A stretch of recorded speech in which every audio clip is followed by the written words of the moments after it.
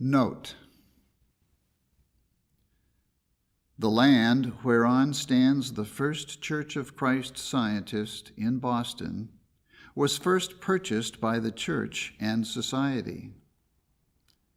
Owing to a heavy loss, they were unable to pay the mortgage. Therefore, I paid it, and through trustees gave back the land to the church. In 1892, I had to recover the land from the trustees, reorganize the church, and re-obtain its charter, not, however, through the state commissioner, who refused to grant it, but by means of a statute of the state, and through directors re-give the land to the church. In 1895, I reconstructed my original system of ministry and church government. Thus, committed to the providence of God, the prosperity of this church is unsurpassed. From first to last, the mother church seemed type and shadow of the warfare between the flesh and spirit, even that shadow whose substance is the divine Spirit, imperatively propelling the greatest moral, physical, civil, and religious reform ever known on earth. In the words of the prophet, the shadow of a great rock in a weary land. This church was dedicated on January 6, anciently one of the many dates selected and observed in the East as the day of the birth and baptism of our master metaphysician, Jesus of Nazareth. Christian Scientists, their children and grandchildren to the latest generations, inevitably love one another with that love wherewith Christ loved us, a love unselfish, unambitious, impartial, universal, that loves only because it is love. Moreover, they love their enemies, even those that hate them. This we all must do to be Christian Scientists in spirit and in truth. I long and live to see this love demonstrated. I am seeking and praying for it to inhabit my own heart and to be made manifest in my life.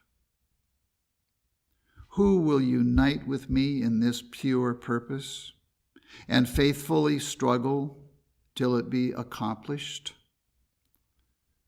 Let this be our Christian Endeavor Society, which Christ organizes and blesses.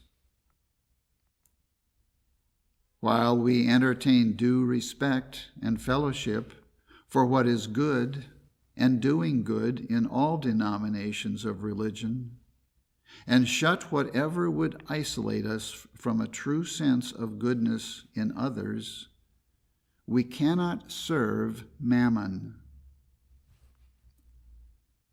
Christian Scientists are really united to only that which is Christ-like, but they are not indifferent to the welfare of anyone. To perpetuate a cold distance between our denomination and other sects, and close the door on church or individuals, however much this is done to us, is not Christian Science. Go not into the way of the unchristly, but wheresoever you recognize a clear expression of God's likeness, there abide in confidence and hope. Our unity with churches of other denominations must rest on the Spirit of Christ calling us together. It cannot come from any other source. Popularity, self-aggrandizement, aught that can darken in any degree our spirituality must be set aside. Only what feeds and fills the sentiment with unworldliness can give peace and goodwill towards men. All Christian churches have one bond of unity, one nucleus or point of convergence, one prayer, the Lord's Prayer. It is matter for rejoicing that we unite in love, and in this sacred petition with every praying assembly on earth, Thy kingdom come, Thy will be done in earth as it is in heaven. If the lives of Christian Scientists attest their fidelity to truth, I predict that in the 20th century, every Christian church in our land, and a few in far-off lands, will approximate the understanding of Christian Science sufficiently to heal the sick in His name. Christ will give to Christianity His new name, and Christendom will be classified as Christian Scientists. When the doctrinal barriers between the churches are broken, and the bonds of peace are cemented by spiritual understanding and love, there will be unity of spirit, and the healing power of Christ will prevail. Then shall Zion have put on her most beautiful garments, and her waste places budded and blossomed as the rose.